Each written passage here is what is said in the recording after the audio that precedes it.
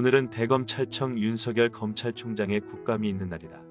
윤석열 총장은 검찰총장은 법무부 장관의 부하가 아니다라는 말로 최근 추미애 법무부 장관의 망나니 칼춤에 고개를 떨군 검사들의 사기를 충전시켰고 그 한마디로 그간 조바심을 냈던 윤석열 지지자들에게 확실한 믿음을 확인시켜 주었다.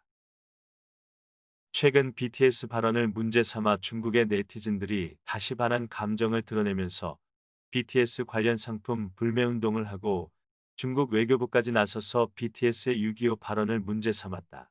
중국의 네티즌이라 하면 그것은 순수한 네티즌이 아니다.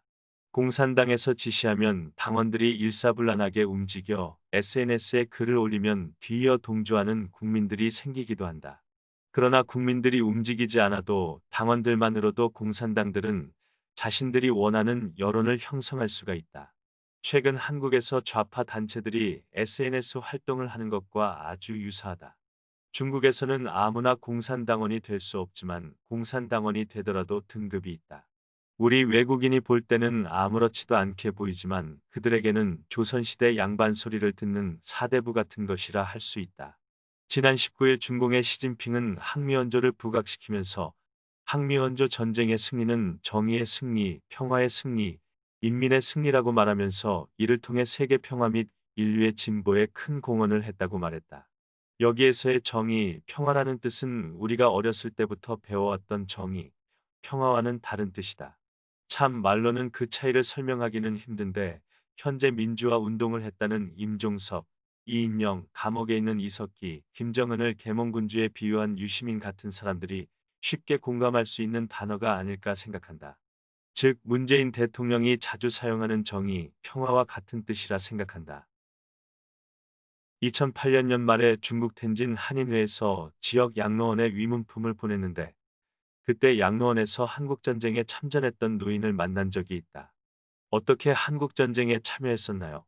그 당시 군인이었나요? 라고 질문을 했는데 그 노인이 하는 말을 듣고 놀라지 않을 수가 없었다.